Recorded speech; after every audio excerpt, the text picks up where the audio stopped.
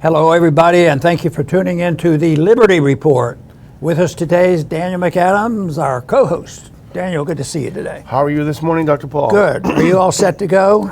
Let's see what happens. Yeah, a lot of good stuff, huh? Yes, there's a lot out there. That's well, there's always a lot of good stuff out there. If we're trying to sort out truth from fiction, we have a big job. So it's always available out there because there's always a leak or two. And we'll point out today a little bit of frustration people have because there's people ganging up on our poor president. Don't they have any empathy at all? They hate America. Guy maybe has a problem. But anyway, there's people, talking about him. And, even our good friend who's usually very, very cautious and modest, Jonathan Turley, he wrote a pretty strong article.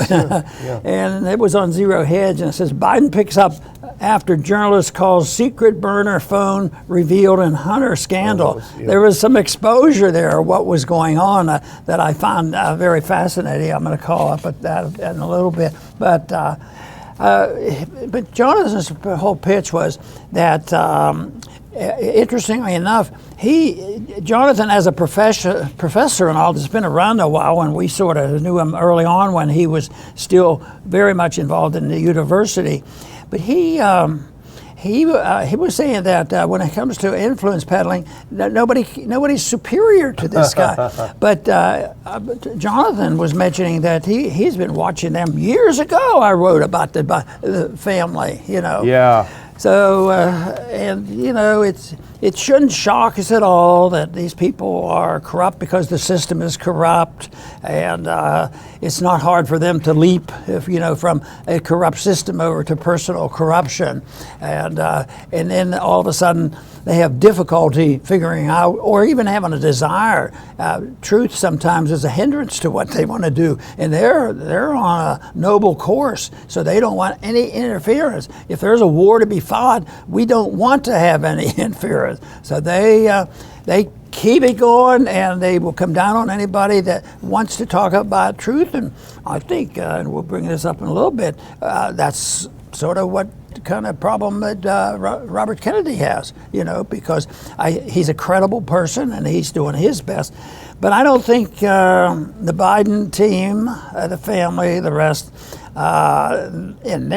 in their world, they're probably doing pretty good, because it isn't like they've only done this for a week and got caught. Have they just done it since Joe has been president? No, it's been longer than that. It looks like it goes back decades where they were involved. And, it's sort of like once they get ingrained, they have an attitude that their superior never will be caught. And I think that whole attitude was shared with Hillary. Yeah. But Hillary, so far, nobody even talks about her anymore. And she did stuff that was equally as bad. Maybe you can make a comparison as the Biden, but certainly there has been a big discrepancy, a difference between the disobedience to law and order and truth by Hillary compared to Trump. Trump is no angel, but I would say that the Department of Justice and the FBI, which the Bidens and certainly this president has allowed to pursue, and fortunately, in a way, the stuff is so bad, people are waking up, and they do want to hear more about what is it, what's going on, and are the Republicans going to really clean up the act? Yeah, it's interesting. The question we've had before is what's driving this. Maybe the Democrats themselves are driving it. It's starting to creep into the mainstream media, although they're not talking about it yet on MSNBC.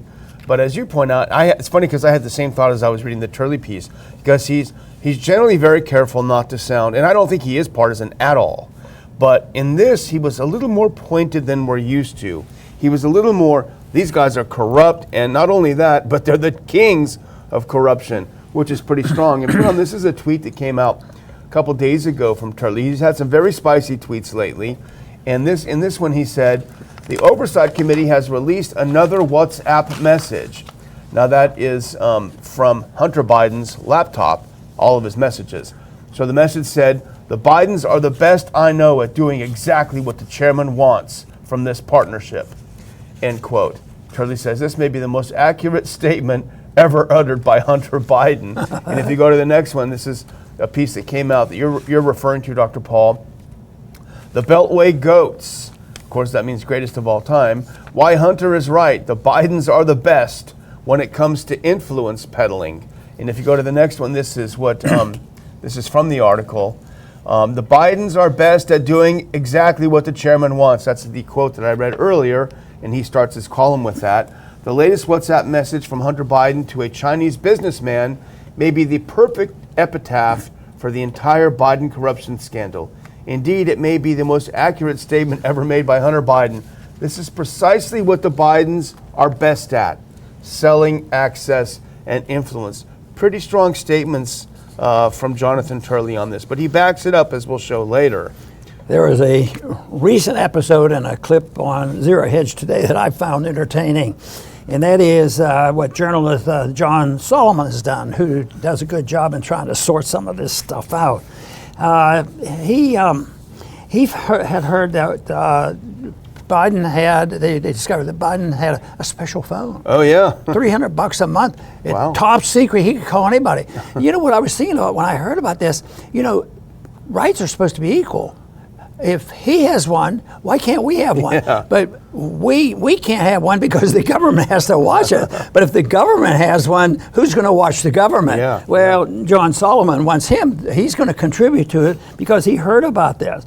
And John writes, one of those documents got leaked to me, and it had a cell phone number that Hunter Biden was paying for. So I figured this was my chance. I've been trying to get fair comment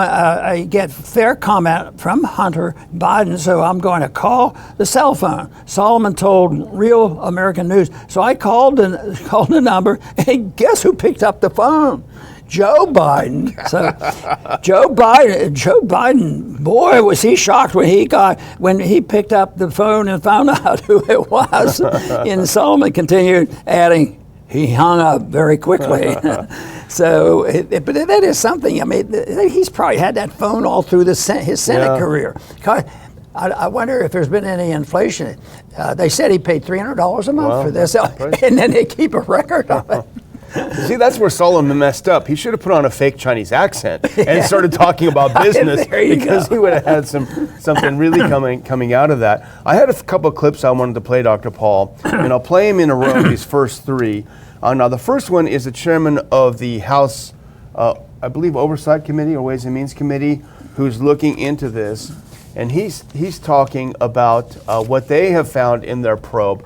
And it's pretty remarkable. Let's have a listen to this. And I think the first 27 seconds, what did I say? In those years, those IRS whistleblower investigators claimed that Hunter Biden owed more than $300,000 in federal taxes for money that he received from countries like China, Romania, Ukraine. I mean, some of the gifts and payments that Hunter Biden received included an $80,000 diamond, $140,000 plus Porsche. It's absolutely absurd. It's crazy. It's unacceptable. It shows how the wealthy and those politically connected to diamonds, Porsches. Man, it's too bad you didn't win, Dr. Paul. We'd be in the money. That sounds pretty good. Then I had no time to hoe my garden. Well, here's the second one. Now, here's his spokesperson, who really is a piece of work. But here's her talking about, because the one WhatsApp. I'll just set it before we start it. The one WhatsApp was Hunter Biden calling this Chinese businessman saying, "Hey, my dad's in the room and he's mad. Where's the money? Show me the money." Well, they asked her, well, is it still true what Joe Biden says, that he was never in the room, never knew anything about his son's business? Let's hear what she has to say. You've stated that the president stands by his comment from the 2020 campaign that he never once discussed his son's overseas business dealings with his son. And you stood at that podium and you reaffirmed that. Do you stand by your reaffirmation? What I will say is nothing has changed. Nothing has changed. Have you ever spoken to your son about his overseas business dealings? I've never spoken to my son about his overseas business dealings. Thanks. I've never spoken to my son about his overseas business dealings. There it is. Yeah, I mean, it seems like they're getting nervous because here's Joe Biden yesterday. First of all, he did claim that Putin is losing the war in Iraq, which is slightly interesting. But then he went on, after being questioned about his business dealings, he was asked about him being in the room with his son, and he seems to me be a little bit nervous, a little bit irritable. Why don't you put that back in, Dr. Paul, and listen to the president for a second, because it's a very quick clip, but you'll get a lot out of it, I think. President Biden, how involved were you in your son's Chinese shakedown text message? Were you sitting there? Were you involved? No, I wasn't, and I don't. Were you? No. That's interesting. That final no. That final no. He looked really mad. I would agree with that. He was angry and didn't know how to handle it, so you just have to yell. Yeah, he didn't. So he didn't. That didn't strike me as a very confident way of responding to these questions, and the questions are growing about the dealings, the millions of dollars that apparently have gone to all these shell companies, all of these different accounts, millions and millions, as the chairman of the committee said. I don't know if the walls are closing in on Biden. They kept saying that about Trump for years, but it does make you wonder what's going on next with Biden. Yes, and there's so much, it's corruption. They live in a different world, because I don't think they lie awake at night and say, boy, I sure wish I could get out of this dealing all this corruption. How can I hide it better and get more? It goes on and on. But as bad as what Biden has done, with his personal finance and personal benefits, I see the biggest corruption is the interference in the weaponization of the Department of Justice and the FBI. That's when you have a crooked cop. Yeah. And that is supposed to be the worst type of system, because that will destroy a nation or a city or a town or a state if the police are crooked. And I think, the police forces at the border going south aren't thought to be run by honorable people. And look at the chaos there. So if you can't trust the legal authorities, they're worse than having none. Because if there were absolutely none, I think there would be people, and if it were legal to have privatized discipline and policing activity, it would work out. But when it's official and it's there and it's the FBI and they're respected and people want to be patriotic and they don't want to criticize, it's so important that this to me, when that is corrupted, it's a downhill slide. And people who want to speak the truth are the enemy. They're the ones who get the worst of blame. So I think that's the biggest thing. But the other thing in combination with this that is a real problem is the people that do it, lack some natural instincts to have a conscience about it. Yeah. They have no conscience. I don't believe they have a feeling of guilt. Can anybody imagine that Hillary has a lot of trouble and seeing a psychiatrist? How am I going to handle my guilt? Yeah, no, I think that's a problem. It doesn't happen. But they don't show, they aren't embarrassed, like Hunter, he showed that he was still in charge. He goes to the state dinner and appears, I'm still it. I haven't lost any mileage at all. And, but they seem to have just no conscience at all. And it to me is a reflection of a society that has accepted nihilism, where they just give up. Truth is too difficult. It's hard to follow the truth, and it's hard to agree on it. And there is a certain amount of that. The truth is not an absolute. Everybody could say A, B, C, and that's the truth, and just shut up and don't talk. Truth is something you seek and you pursue, and you're either pursuing it or you're destroying it. And I think for 100 years, but more likely in the last 20 or so, that the systematic approach to destroying the whole principles of truth is our number one problem in the country, applied, socially, economically, religiously, the whole way, internationally too. That is what would have to be addressed if we want to see some improvement. So I like to see articles like this that are trying to point out the nonsense, even though this is a personal thing that we're talking about right now. I still think that it fits the pattern, and we should pay attention. And as we were talking about before the show, I mean, there's a lot of this partisanship. Oh, we want to attack the Bidens because we want to get back in and all this nonsense. But the problem really is the system itself. The DC has become so huge and so enormous, and the amount of money going through Not just this, dealing with the Chinese, what have you, but the whole military-industrial complex. We talked about it a couple of weeks ago when this gentleman was on 60 Minutes saying, you wouldn't believe how corrupt the system is. The whole system is corrupt, and that's the point of it. So it's not about a gotcha against Biden, although they seem particularly good at it, among other things that Hunter Biden seems to be good at, which we will not discuss. But it's the system. But I think the half-decent politicians recognize this. It's the system and a problem, and they want to address it.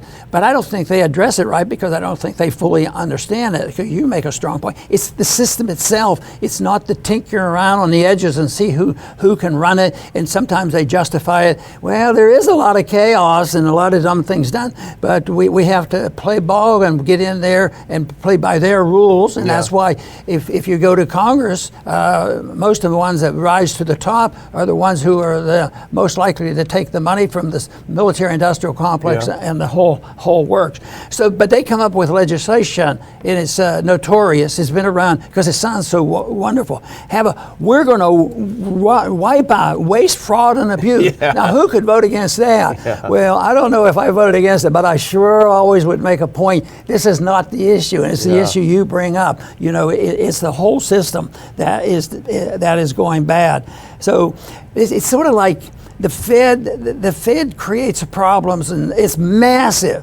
So they come along and they say, oh yes, we did, that's true, we have a lot of problems. We need better regulations by the Congress. So they want more regulations to cover up the mistakes instead of saying, oh, maybe the problem is that the deficits are being monetized by a secret group of men and women that we're not allowed to know about, and that's where the problem. So I think your point is well taken, that you got to go back to the source of this and what is the system doing, because I think the founders understood that principle, and that's why they devised and talked about a system that they thought would be better than anything else. And as far as the theoretical part of the Constitution, but they were also aware very much at that time that men had shortcomings, and they would probably abuse the system. And I'm afraid that's where we are, but that doesn't mean we shouldn't keep trying. Yeah. Well, I get the sense that Jonathan Turley was thinking on the same lines when he wrote this in the column.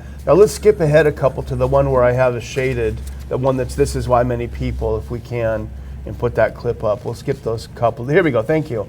So, and this is what he wrote in his column. I think it's kind of take off from what we were saying. This is why many people miss the point of Hunter Biden showing up after his criminal plea to a state dinner. That's what you pointed out. And Turley continues, it was shocking for many to see Hunter whining and dining with the Washington elite. However, that is precisely the point. It was a collective celebration for a city where influence peddling is a cottage industry. Despite overwhelming evidence of corruption, Hunter was back in circulation. I think he was thinking on our lines. No wonder we respect Jonathan. Yeah. I think he gets it for sure. No, that is something. And I think it's important. You say, well, that's just a detail. If you do get rid of the waste, fraud, and abuse, everything's going to be better. But my debate went that, yes, you can try, and we should do it, and we shouldn't be against getting rid of it, but it won't solve the whole problem. And I think Jonathan understands that very clearly. Yeah. Well, I think our next story for Reddy is kind of you actually captured it perfectly when we were talking about, it's kind of a mixed bag. And this is the Swiss, and we've been pretty disappointed in the Swiss for many things. And it didn't start with the Russia issue. It started with some currency stuff years ago that you were concerned about, getting rid of gold. But put this next one on. This is something we noticed this morning. That's, on one hand, it's positive, because if we can put that Swiss one up, here we go. Switzerland cites neutrality, pardon me, in blocking nearly 100 German tanks for Ukraine. So the initial plan, they got a bunch of junky tanks that they're storing in Italy. God knows what they're like. They're out of commission. They were going to spruce them up a bit, send them over to Germany, and Germany was going to go ahead and send them to Ukraine. Well, the Swiss parliament said no, because of our stance on neutrality. They said this would be inconsistent with applicable law concerning arms deliveries in an active conflict zone. So they nixed those 100 tanks to Ukraine. Yeah, and the policy is mixed too, because they are giving up in their tradition, and yet they thought, well, we can't do this, so we'll get them refurbished in Germany. Yeah, probably with American money. Yeah. It's not going to be done without our conceding it all. But this little thing about conceding it. Reagan and I knew each other, and I knew him better than any of the presidents. But I didn't have any really close conversation. But I had a few. I was at the Gold Commission at the Treasury, and we were both going to be with him and other congressmen flying to Houston for a political event.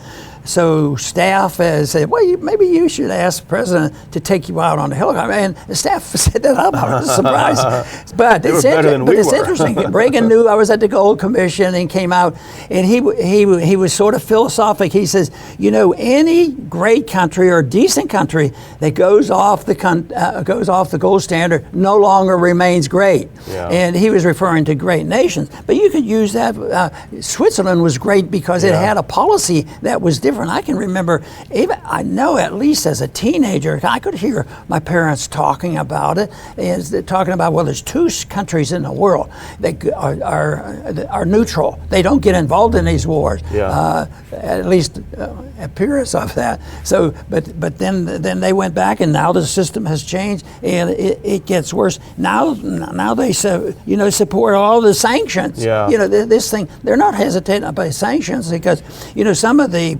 progressives, they say, well, we won't send troops, but we're going to put a lot of sanctions on them, and not being willing to see the point that sanctions, in a way, is an act of war. It's like a blockade. You're trying to punish some country, and that I think is missed, because that is not an excuse. It's not a nice, safe in between, because I would be willing to wager that if you took all the sanctions, that the sanctions led to worse troubles and more likely hostilities than no sanctions. Yeah. Well, you make that point, and it's an important point, that this is why it's a mixed bag. And if we can skip ahead to the one that starts, but Switzerland, certainly, it's a shorter clip. I think just skip ahead one if we can. Here we go. So this shows that this is what we're talking about. This is why it's a mixed bag, and you're absolutely right, Dr. Paul. But Switzerland certainly has a clear stance on the Russia-Ukraine war, given it has joined and expanded European sanctions against Russian entities. Reuters confirmed Wednesday Switzerland has expanded financial and travel sanctions against Russian entities and persons in step with the most recent sanctions imposed by the EU on Moscow. Now, reading that, the first thing I thought about, Dr. Paul, was how disappointing and sad that is, because by doing this, by joining in on the side, it doesn't matter how you feel about the war, Switzerland has brought itself out of the running of being an honest broker for peace, because they're seen as being in on one side. If they could have maintained their historic neutrality, we could be talking now about a Swiss brokered peace deal. Hey, everyone come to Zurich, everyone come to Geneva. We've got some people here, we're neutral, we haven't been part of this, and we can talk it out. Now they have nixed themselves from that important role. And it reminds me, many years ago I was a Swiss American Foundation Young Fellow. And so I went to the Swiss Embassy every year as a reunion of the Young Leaders group there. And I remember walking by the Iran interest section, the Cuban interest section, because we don't have relations with those two countries. They put themselves inside the Swiss Embassy because the Swiss were neutral. And I thought how great this was, that even though we, through I think a faulty policy, refused to have relations back then with these countries, at least the Swiss can facilitate talks if need be. And now they can't do this because of their stand. Well, I mentioned that story about Reagan saying, without sound money, greatness disappears, and that's happening to Swiss like all the other countries. But it was confirmed just recently. There was a recent article out that due to the conditions of the world and in Switzerland, watch sales have been way down. Yeah. So there's a recession hitting there. But that's a little more complex than the other. But I think the whole world world is suffering from the fact that there's not sound money. One of the reasons why I think we have a sort of artificial support for our dollar, because everybody else is just that much worse. And that's why this lingers and lasts longer. But the way we run up the deficits, and they're starting to write articles now that the biggest thing, we know that it'll never cut militarism. So, but the one that is going to be where they can't mess around with, because if they don't pay interest on the debt, and even though the Fed owns a lot of the debt, a lot of people around the world own it, and a lot of countries own it. So if we don't pay the interest, and they say it is going to skyrocket in the next several years, and there's no way we'll be able to pay for that other than resorting to inflating the currency more. That'll be a wake-up call. Yeah. We'll just move on to our last story, and we'll just do a short one on this. But it was interesting because RFK Jr. held his first televised town hall. If we can put that next clip up, this is just, it was from the American Thinker via Zero Hedge. And this is what caught both of our attention. I didn't send it to you because I thought you probably would already have read it and thought this is interesting. But the great quote from this town hall was, quote, "Our country will start healing when the government tells the truth." And that's a great line. Yeah, and it's so inclusive because about what? Just the principle all the time. And telling the truth is probably something that is abused more by governments than any other entity, because they think that they are privileged to do that. They don't think, and they not only that, they think it's shrewd. Well, you can't let everybody know, and the bigger the empire, of course, the more lying you have to do, because to get your empire, you have to lie and use force and violence. To maintain it has to be where if anybody says anything about it to interfere with the empire, it's called treason. And that's why we have, so many times of being charged with treasonous acts by just merely demonstrating or saying things. And I know it's happened off and on throughout our history, but it's getting worse right now. And of course, it's very sophisticated in punishing people who are speaking out. And that's this wokeism and the punishment with the combination of social media and the government. It's that combination of big business and big government, and it's moving quickly. I thought maybe because it fails all the time, they'd back off. But right now, I guess it's still up for grabs on what Budweiser is going to happen and Bud Beer is going to do. But there is a market out there. But I think it's information, and that's the biggest job, and that's one of our biggest challenges, is try to get our information out. Yeah, for sure. Well, News Nation Network held this 90-minute town hall, and Elizabeth Vargas, I remember her from a long time on there, she was the host of this, and she tried to do the usual mainstream journalist gotchas. But what struck me with the few clips, I did not watch the whole thing, but the few clips that I watched, and she did it with vaccines, and we don't have a clip of this, but RFK, I think, handled it very well. But she also did it with Trump, and I think because a lot of people who are tempted to like RFK, they're being trashed by people saying, "Oh, he's just like Trump. Trump likes him. He must be evil." And so she was setting the whole thing up for him to be able to trash Trump. And he had a different response. I wouldn't mind playing the 44 seconds of that last clip if you want to put your earpiece in, Dr. Paul, and listen to what Robert F. Kennedy said when they're trying to get him to trash talk Trump. You say that you're a Democrat, but you're getting a lot of support from a lot of leading voices on the right, like Steve Bannon, Tucker Carlson, Alex Jones, former President Donald Trump. Many Democrats fear that you're a spoiler in the race, that you will damage President Biden in the primary and grease the skids for former President Trump to return to the Oval Office. This week, former President Trump said about you, Kennedy is smart and he's a common sense guy. What kind of man do you think Donald Trump is? Well, here's what I'm not going to do in this race. I'm not going to attack other people personally. I don't think it's good for our country. And I think, what I'm trying to do in this race is bring people together, is to try to bridge the divide between Americans. And guess what? There we go. I'm not going to trash talk people. My goal here is to bring people together. And later on, she asked him about Biden, and he said, "You won't hear me saying bad things about President Biden. I'm not going to attack him as a man." The article went on to say, instead, Kennedy said he's focused on policy disagreements, such as his differing views on war, censorship, and COVID lockdowns. Reminds me of somebody else that I remember as a politician who said, I don't want to get involved with this name calling. Yeah, but unfortunately, that's where you get the attention. And you say, well, they're just bad people saying those things. No, it's the audience out there that sort of likes to hear those battles. Yeah. And I've talked to you just to talk about it. And I said, I like to talk about this issue, this versus this issue, rather than saying this person against this person. Yeah. And you say, well, you want more attention, you have to name these people at the bank. Of course, I will name people at times, but I don't enjoy doing it that way, because in the end, you have to boil it down to, good policy and bad policy, good liberty, bad liberty, good money, bad money. All these things have to be, and just, how can you say Biden and Trump?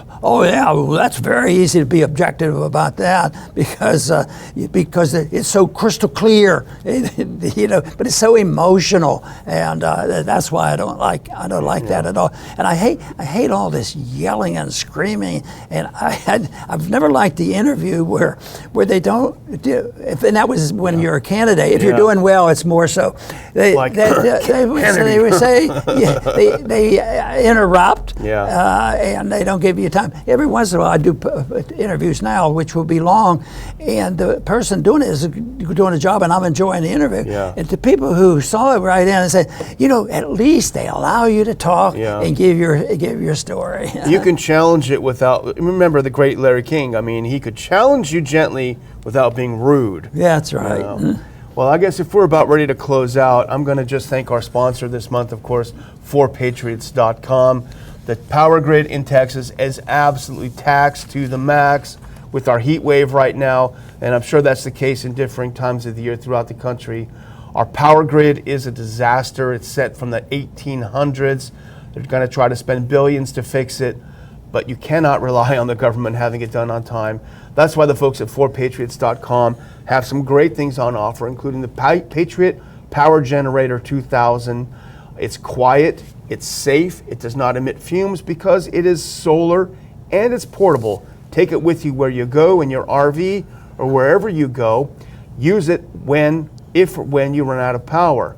The great thing about the 4patriots.com people is that they will give Ron Paul Liberty Report viewers a 10% discount on these generators or anything else on their website when you go to 4patriots.com and use Ron as your code. There is a link already in the description of this program where you can click it and get your 10% discount from 4patriots.com. And Dr. Paul, I'm going to close out with a kind of a announcement-ish thing. Now, if we can move ahead to that picture of Biden and Zelensky, our two favorite people, I just want to say one thing. This is an interesting article that I'm going to recommend to our viewers if we can search that up. I know it takes a while to get off of the other one. Here we go. So this is an article from the Gray Zone. All aboard the gravy train, an independent audit of U.S. funding for Ukraine. Now, we're not going to necessarily talk about this article today, but I do want to point out that the Gray Zone, in my opinion, is the go-to for investigative reporting. They are really the gold standard. They dig deep. And this article was written by Heather Kaiser, Anya Parampil, and Max Blumenthal. Now, I don't know Heather, but I do know Anya. I've known her for years, and I know Max, and we met him again at the January Peace Rally. But Anya and Max are going to be at our conference on June 2nd giving a talk. And I'm looking forward to it because I think they are so dogged and they're so ferocious. If you could put that next clip up. This is what they did. They looked into U.S. money to Ukraine. They did a serious deep dive, and it's a long article. I recommend reading it, but I'm just going to read one thing to show the kind of work they do. U.S. taxpayers may be shocked to learn that as their families grappled with fears of Social Security's looming insolvency, the Social Security Administration in Washington sent $4.48 million to the Kiev government in 22 and 23 alone. In another example of bizarre spending, USAID paid off $4.5 billion worth of Ukraine's sovereign debt through payments made to the World Bank, all while Congress went to loggerheads over America's ballooning national debt. And I highlighted this part. Western financial interests, including BlackRock, are among the largest holders of Ukrainian government bonds. So that is the information we need to know. Where is your money going? Yeah, it's going to weapons. It's also going to BlackRock. And that's why, if you do the next one, I recommend getting your ticket right now to our September 2nd conference, Which Way America. I have a link in the description. You're going to see Anya and Max. You're going to see Colonel Doug McGregor. You're going to see Ron Paul and other great speakers. It's a cliche, but we're at a crossroads, and we need to make some serious decisions about where we're going as a country. And that's what we're hoping to facilitate, a discussion. So go to the description in here and get your tickets and join us in DC, Dr. Paul. Very good. I want to talk a little bit about the opposition that we have to contend with, because I think they see what they're doing in terms of and equal to a religious goal. They become very excited, and not so much that they're religious themselves, but it becomes their religion. And I think there's a substitute for it. They have to have something to substitute nihilism for, and most of the time it's sort of this wokeism. And in doing that, they have to cancel out truth. They have to cancel out the whole idea that there is natural law. Just look at what they did with COVID and natural immunity. And they cannot sit idly by and let people who have religious beliefs and moral beliefs and nonviolent beliefs, where they reject all sense of initiation of violence, that won't work, because everything government does is the use of violence, essentially. Is very rarely, the principles of the Department of Justice, pretty good principles, like I said in the opening, it's been undermined. They've destroyed that because they can't exist when people are taking over these basic principles. And this is the reason why I think we have to understand exactly what the enemy is all about. It's philosophic, and it is something that has to remove the system that has taught things about morality and limited government. And that is the reason that so many people are looking for other sources. And unfortunately, power has been gravitating to the opposition to the principles of liberty. But I think there are a lot of cracks there. They talk about cracks with the Russians, but I see there's a lot of cracks in the opposition to what we're saying. Yes, we have a long way to go, and we don't have to measure it by the number of people we have in the U.S. Congress. We have to just measure the sentiment of the people who are getting sick and tired of the overreach of our government and abusing our personal liberties. I want to thank everybody for tuning in today to the Liberty Report. Please come back soon.